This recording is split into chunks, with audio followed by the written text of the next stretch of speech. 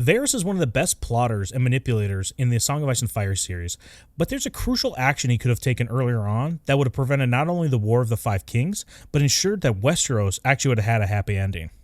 Yes, that moment is when Varys goes and visits Ned Stark down in the dungeon, and he's playing all coy. He's like, well, I don't want to lose my head, Lord Stark. He has to give him water covertly, things like that. What if, instead, he freed Ned? What if he freed Ned and offered him a path to prosperity? That prosperity being across the narrow sea. It might sound crazy, but we're going to go into exactly why this would work. This is similar to how Varys, within later seasons of Game of Thrones, or was that season 4 and then book 3 of A Song of Ice and Fire, he frees Tyrion because he sees him as an asset that he can be used, in the book series it's to, get Aegon over to the Iron Throne, but in the TV show it's for, Dany. If he views Ned Stark as that important of an asset to him, he would potentially do the same thing. Now, I think Ned would have to be convinced not only just to leave the jail cells, but also join them. So I think that's a kind of a two-pronged problem that Varys has to address.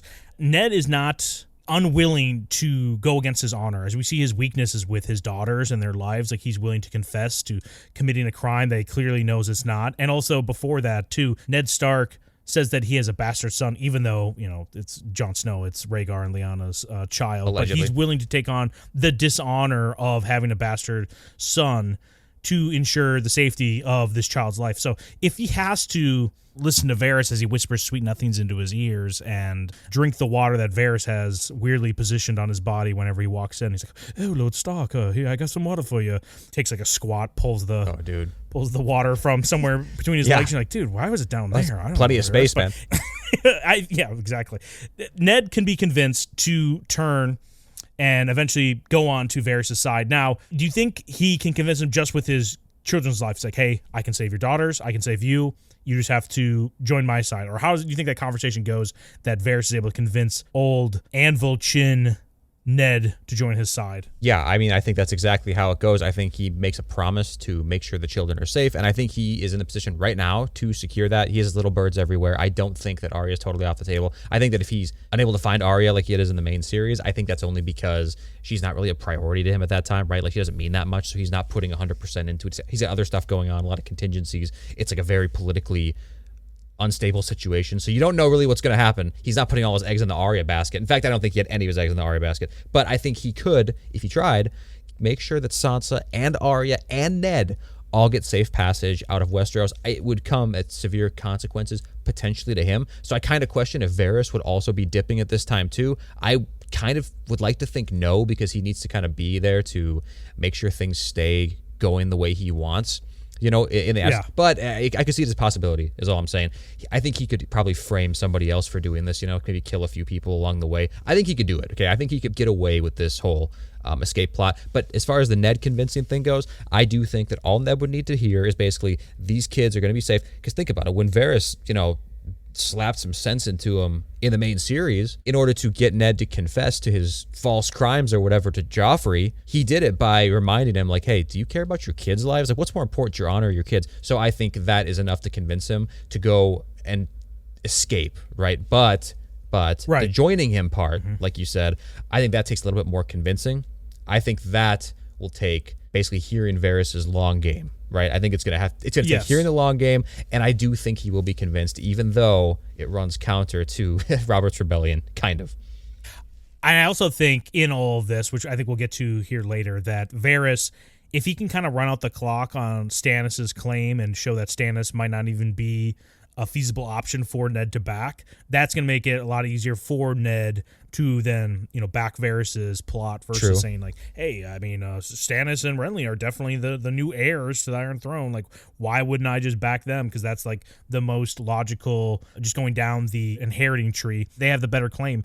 I'm trying to sit in Varys' shoes here, and it's like, why would he even do this, right? What is the justification other than he's a good asset? So Ned is a good guy. He can see that because Ned does not want to kill Dany at all, and I think Varys kind of does want to kill Dany, even though, like, we don't have in the TV show Young Griff there, which makes sense why potentially Varys wants to kill Dany. Like, I don't care if Dany dies, like, she means nothing to me. I'm backing Aegon. But if Varys sees that Ned is not willing to kill these children, and he's like, hey, this is a good guy. He's not taking sides. He's looking at what's best for the realm here, and I can speak to that sensibility with Aegon.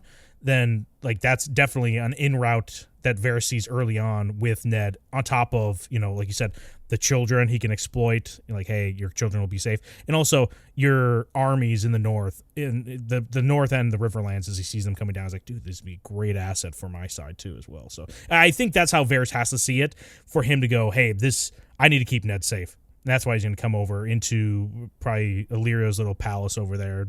Illyrio is probably the closest thing we have to Diddy in the A Song of Ice and Fire series. Do you think so? Yeah, I think he's probably pretty close to Diddy, and I think Ned is he's gonna melt right into that environment. He's never been like that before. Okay, he's so honorable, he's whatever, but that's kind of like that prudish thing, you see in people that really, when exposed to it, they let loose. It's kind of like a sheltered child. As soon as they experience the realities of the world, they just go crazy, and they're the most degen kids you ever met, right? I think Ned's maybe the same way. Like, we know him for how he is. Give him 6 months over in Illyrio's palace, he's gonna be like 40 pounds heavier. He's gonna be like that high priest in year one, just having little lady boys rub oil on him. He's literally not satisfied. He's taking their hand and splashing the oil on his little chest cavity. But so I don't know if we said this already, but spoiler alert: the king is going to be Young Griff. The king is going to be Young Griff, yes, a.k.a. Aegon the Sixth, that Varys is backing. Even though we're going to be going with the normie route in this video, Young Griff, he's not a legit Targaryen. He's a Blackfire. It might not be true. He might be legit, but we're just going to say that he's a Blackfire for this. Ned is not going to know about that, okay? He's not going to know, because Young Griff, he thinks he is a Targaryen as well, and Varys has no incentive to really tell Ned otherwise, because it's just kind of adding on layers now of deception, which Ned, naughty Ned, right? He's not that naughty, or at least he doesn't think he is. So I think that it would behoove the whole situation from Varys' point of view, and he would understand this. You're telling Ned this is a legitimate Targaryen, and even though Ned and Robert, double teamed him, gave the Targaryens the Eiffel Tower, took them to Pound School back in Robert's Rebellion, they spanked them. I think that understanding what's going to happen here with the Lannisters, and just really understanding like the swamp, right, of King's Landing, I think that Ned will be willing to do it. This is a situation where Ned gets to go over and sculpt this kid in the exact way that he thinks will be best for a kingdom. Right. You know what I'm saying? And normally he wouldn't have this kind of pride, but I think after all of these things have been exhausted, he's basically just like, well, shit, dude. Like, this is the only way I could see it be possible to have a good, successful king. And this time, we're not going to keep any holdovers from the last administration. Like Varys, you're going to be lucky if you slip through. Yeah, I think he has an adverse reaction to what he experienced at King's Landing, where he saw how corrupt and nasty everything was down there. As soon as he left to go up north, he just saw it fester and get gross there. He's like, I think I could keep things in line, possibly if I was there. Like in an alternate universe, I think Ned's thinking, if I was there for Joffrey, maybe he would have been better. I could have prevented like this nasty little boy. Or exactly. He's not even thinking about that too, because Joffrey's illegitimate. But yeah, he's thinking, I could keep things better than Jon Arryn. What do you think about this? Varys decided, hey, listen, Ned, I'm actually going to... My big plan here is to have Aegon marry Shireen Baratheon and unite this family to come together, and I want you to be there as a allying force there. Can you imagine that team up there? Can you imagine the new sigil of the black dragon with the yellow background, the Baratheon colors coming across the narrow sea with Stannis as the rightful king, dude? It'd be so awesome. Put a towel down. Imagine that, dude. Imagine that's like the deal that's struck, right? It's like everybody's satisfied. Ned bends over backwards for this to come to fruition, right? You put Stannis in power now because he is the legitimate heir. And then you marry Aegon the Sixth, a.k.a. Young Griff, Aegon, to Shireen. And then when the time comes of age, normally, because there's the Westerosi woman royalty debate, goes back centuries. You just skip the fuss and you say, after Stannis, the son-in-law is going to take over, and it's actually going to be Aegon. That it satisfies pretty much everything, because Stannis, he only wants to be king out of duty. He doesn't actually want it for the power. He doesn't want it for the position. Doesn't want it for the legacy. It's purely out of duty. Oh man, that is like the perfect scenario, dude. They could even do the kind of what they did in House of the Dragon route, where the son of Shireen and Aegon would just be named Baratheon, even though it's from the female side, the last name. They could do that, but then Varys is I mean, this is what Renly should have done too, is like, just think of the long game. Okay, satisfy this person, shore up your alliances, get your own people in power, and as soon as you're like one step closer, then turn on people. Don't just, no, the only way I want to go in is if it's on my terms. It's like, no, dude, you can compromise a little bit, but as long as you get your roots into certain areas, you should be fine to then flip the table whenever you want to, right? Especially, like, as soon as Stannis dies, who's going to be able to push back on potentially Aegon being like, nah, I think everything's Targaryens now. Let's just mix up the letters together of Baratheon and Targaryens and just Blackfire. Yeah, let us know in the comments what that word would be. Make a make a mixture of all those letters. So they have this conversation. Ned is convinced at least to go with and meet Aegon. He's getting out of the situation. He's agreeing tentatively, right? He goes over to meet Aegon with Varys' help. He's hanging out with Illyrio now. Varys stayed back in King's Landing, and we'll go into what happens in King's Landing soon. But he's over there, and he meets Aegon and spends enough time with him then, I assume, to where he feels comfortable with like, okay, I think we can really do something with this kid here. Does he then go to Stannis himself personally and like propose this? Because I don't think we can just continue with Stannis not being aware. You know, like Stannis can't be going on his normal campaign, possibly even winning the throne, and then Ned shows up one day and be like, hey, you know, I don't know what plans you had for your succession, but guess what? Like, here it is, drops his nuts on the ground and expects Stannis to go along with it. You know what I mean? I think it has to be proposed first. Yeah. Because if he proposes it to him, he could say, listen, you don't have any sons. Your kid's has got, she's going to die. You know, she's not healthy. If you agree to do this. She's not looking great. Yeah, she's not looking great. Not great. I've seen better. I've seen worse.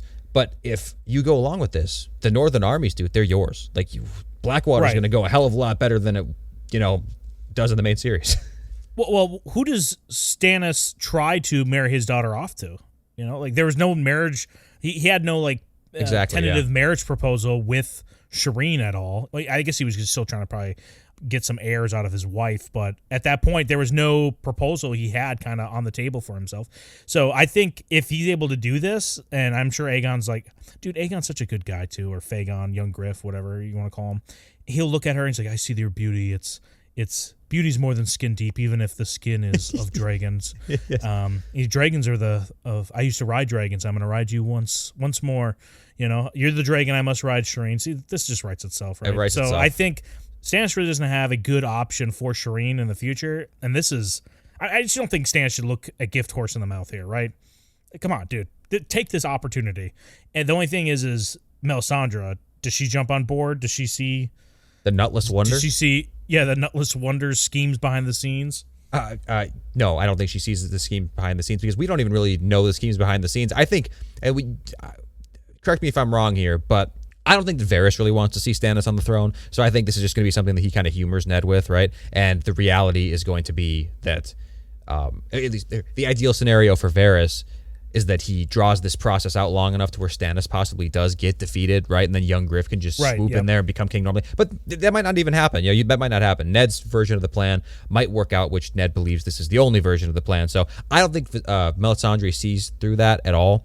I think that she might be disgruntled with it regardless, just because it's like, well, you know, I don't know what plans Melisandre has for Stannis' succession, if any. So maybe she won't even care. Maybe she'll think Stannis is going to be the prince that was promised. He's going to come in there. He's going to show his nuts. He's going to take care of what needs to be done. And then whatever happens after him, it's inconsequential to me because the prophecy will be fulfilled. So I don't really think Melisandre is going to get in the way as long as she's not forced out of court or anything like that. And, you know, even if Ned doesn't like her, I don't think that she'll be forced out of court. And I also don't think that even if she did protest, I'm not sure how much Stannis is going to respect that so much. Like at this point, remember, Stannis is just using her kind of as a tool still, like completely. Right. He's not bought into in the books. Show, he's not bought into the R'hllars or religion. So if she says anything to shit on this idea, I don't think our boy is going to take it too seriously. So yeah, I think this is all going to work out pretty well, at least so far. What do you think happens in King's Landing? Well, I think Varys, before he even starts making all of these plots with Ned over with Aegon and then with Stannis, I think if Varys is smart here, now that Ned's escaped, you know, he escaped with all of his children. Who could have done this? Who has close ties to the Starks and maybe warded with the wife of Ned Stark at a young age and has endless dreams of being with her one day or being close to them? You think Varys might be able to pin this on Littlefinger. You know, Perv boy. Do you think Varys is successful at that? I mean, I think if Varys wants Ned out and also stay within King's Landing, like himself, Varys, he has to pin this on Littlefinger. Yeah, I think so too, and I think he easily could. Well, he could put it on multiple people, obviously, but Littlefinger is one of the best ones, and it's strategically the best thing for him because arguably Littlefinger is his biggest rival in King's Landing too. So if he can successfully pull that shit off, dude, oh man, yeah, this is a huge win for Varys, and actually a huge win for King's Landing because Littlefinger might be full of piss and vinegar after this, but what's he gonna do? What the hell is he gonna do? It depends on where he's sent to, though, I guess as well. I mean, if he gets caught and pinned where for does this, he go, he's getting dude. Can he even escape? If he gets pinned on this, like if Varys is able to successfully frame him and Littlefinger doesn't see it coming, he's executed. I think he knows the methods or the means by the channels by which Littlefinger will be able to learn of it. So he just won't take those routes. He'll eliminate those routes. He'll work around them. I don't think he's going to be able to get out of it, man. So Stannis still kills Renly. The Stormland forces go to Stannis, right, and on his side. The Tyrells are left as a free agent, but unless Littlefinger's there to negotiate this deal, do you think the Tyrells just go, hey, I don't know what kind of side I really want to be on here, if I want to be with the Lannisters or now Stannis' side? Do you think they sit out, or do you think the Tyrells are able to jump at the opportunity with Joffrey now that Sansa's no longer there? It's a clear option for them to. Oh, yeah. I think it's even an easier in for them. Like, Tywin's still there. Olenna's over there scheming as well. I think it's an even easier in than it was before. I think the Tyrells, I don't think they stay free agents. I think they go and cozy up to the Lannisters really quick, especially if it's not clear what happened. Like Ned Stark might still be alive, but if he's like in hiding somewhere else, it could seem from the outside like it's really disjointed and uncoordinated. Like there's no implication that Stannis is like working with Ned. You know what I mean? Or at least like the larger North, right? So and I think it would be coordinated well. Like I don't think it's gonna have to be. They wouldn't like wear their hearts on their sleeve, after Ned Stark leaves and what's going on is communicated privately to Stannis and to Robb, right? It's not like they're all going to announce it then. It's like, we declare the three-way alliance of the North, Pentos, and the Stormlands. Like, there's no way that's going to happen. They're not just going to reveal that. So it's going to be pretty covert at this point. And of course, I think the Tyrells might even sense a little bit of weakness. Like, oh, fuck, dude, like Ned Stark, like he escaped. Like, man, this might be bad. But at the same time, I don't know if the North would like logically be seen as going to keep marching if Ned has escaped, and they don't know he went to Pentos, right? Why would they know he went to Pentos? So, well, they would know that he escaped and that hopefully there'd be some communication that he's still alive. So Robb would not be named king. Let's go quickly through the North here. But Robb wouldn't be named king. I don't think he's able to break the siege of Riverrun, so he captures Jaime Lannister still, but he still has to make that deal with the Frey. So he's obligated to marry the Freys. He has Jaime Lannister. He's not looking to claim to be king anymore because Ned was not executed. So I think they're in a more defensive and hey, let's end this. Otherwise, I'm going to end your son, Jaime. That's what they're trying to probably saying to Tywin, right? So what are the Starks' next move now? So I think he just abandoned his campaign. I think the Robb would abandon his campaign. I don't think he would continue marching south. The Lannisters are still super strong. The Tyrells might even be, publicly cozying up to him at this point, but that's probably happening a little bit quick. So I'm sure that would happen later. So it'd be a good decision for Robb now to abandon his campaign. Do you think he still breaks his promise to the Freys?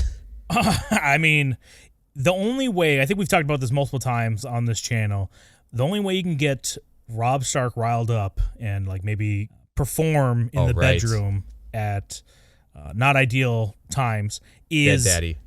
Is death. It has to be death. So it's either his brothers or his dad or someone needs to die around him. Then he's like, so if there's no death, then he moves back up north. I think Theon probably is like, damn, I cannot do anything down here. I don't think Theon is able to see the opportunity nearly as well if Robb is now heading back up north and he sees that Robb isn't hyper focused on taking out the Lannisters and maybe marching on King's Landing. If he knows he's way more of a defensive campaign as potentially moving back up to Winterfell, there's like, why would he turn on him? Dude, unless he's just that stupid. That's true. Okay, so Daddy doesn't die, meaning that, Jane Westerling shows up, or maybe it's Talisa. It's like, oh, Robb, look at your beautiful muscles underneath there, underneath that armor, that battle-damaged armor. And Robb's like, excuse me, please stand back. I am betrothed to a Frey woman, and I'm going to honor my pact with the great Walder Frey. So that happens, potentially, and, they live a happily ever after. The Boltons aren't going to make a move. The Greyjoys aren't going to make a move. So that really leaves just more southern conflict, like kind of inter-conflict between them, and kind of Stannis behaving in the interim. So the planning for the Battle of Blackwater is kind of where we're at now. Yeah, I think if Varys is still there, he gets Littlefinger out.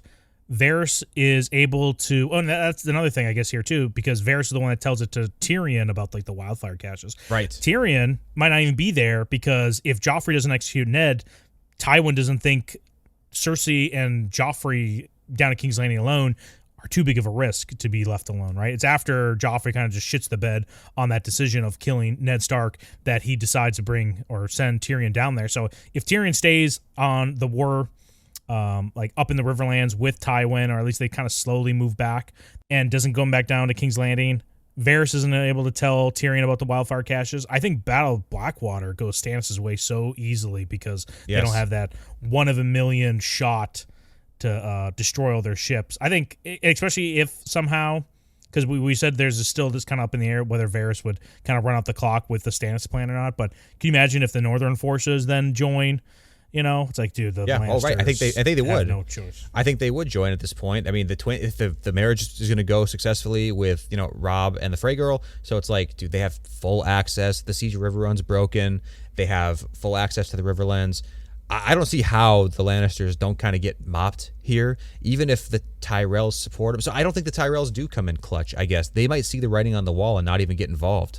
At that point, I don't think that they would throw their flags up for the North or the Stormlands. I think maybe they would sit it out. You know what I mean? So, and then potentially, even if Stannis takes King's Landing, which I think he does in this timeline, I think Varys' plan is to then remove Stannis somehow, whether it's through poisoning or some other way, right? Yeah, and then I do eventually too. just have Aegon sitting there. Do you think Tywin and all these people are allowed to live, or do they die? Like, are they exiled back to Casterly Rock, or do they die? How do you see that happening? Yeah, Tywin, Jaime. I think Tyrion is the only one who's allowed to live out of all of them. Stannis, good does not outweigh the bad. I don't think he sees Tyrion as a person who's been plotting, or maybe Tywin might live too, but he'd be punished. But Stannis is definitely going to execute Cersei for her incestuous relationship with her brother. Stannis is a ruthless lawbringer, so he will definitely that's what it should be, not lightbringer. He's the lawbringer, dude. Yeah, he's the lawbringer for sure, and I hope that Varys does not successfully take him out and want to pave the way for Young Griff. But it seems kind of difficult to imagine a situation where he can't, now that he doesn't even have Littlefinger to be the counter chaos to his plotting. You have some other weird forces in King's Landing, but I think they're pretty much going to get purged when Stannis rolls up there. Stannis is also going to leave Varys there because he knows Varys is organizing this whole thing. And then even if there was any doubts, on not wanting to show their full hand at any point in all this, even after Stannis takes the throne or takes King's Landing, whatever you want to say, it doesn't even have to be revealed to the public that Young Griff is in any way being trained for this. For years, it doesn't have to come up. It really doesn't have to come up for a long, long time. Varys could keep everybody distracted with the Dany plot, which I think, by the way, this isn't what's happening, but if Stannis lost the Battle of Blackwater, right? If he did, I think that Varys could keep all eyes off of the Ned and Young Griff situation, kind of just like how he does in the main series, right? Keep all eyes on Dany. Because throughout the entire main series, everybody was paying attention to only Dany and Essos. Meanwhile, Young Griff was rising up, man. Yeah, I mean, Dorne is playing the long game, so they're definitely going to be backing Dany, right? Or at least trying to. They also were attempting, I guess Doran was trying to back Viserys somehow. I don't know how that was even possible because I'm just going to let him be the beggar king for all these years. It's character building. But Dany might have a plausible re-entry or invasion of Westeros, but that's kind of like what we're seeing in the books right now, except now Aegon, in our version of it, Aegon's backed by the legitimacy of the Baratheons, the North. I see this position for Aegon a lot stronger with Dany potentially even coming over with dragons than we'd probably get in Winds of Winter. Right, like we always talk about in our other videos. It's like, dude, if Aegon's sitting on the throne or if he's in proximity and Dany comes over with those dragons, Aegon might just be able to command one of those dragons. And then it's like, well, what are you going to do now, Dany? So I see this as a perfect scenario, kind of. If Varys just sent Ned Stark, nasty Neanderthal Ned, over to Essos to train up Young Griff, what goes wrong, man? You train him up, we get Stannis on the throne, we get Young Griff after that. Can you imagine a better scenario? I literally can't. Hey, thanks for watching this video. Be sure to subscribe if you want to see more content like this, and smash that like button. Or not. We don't care.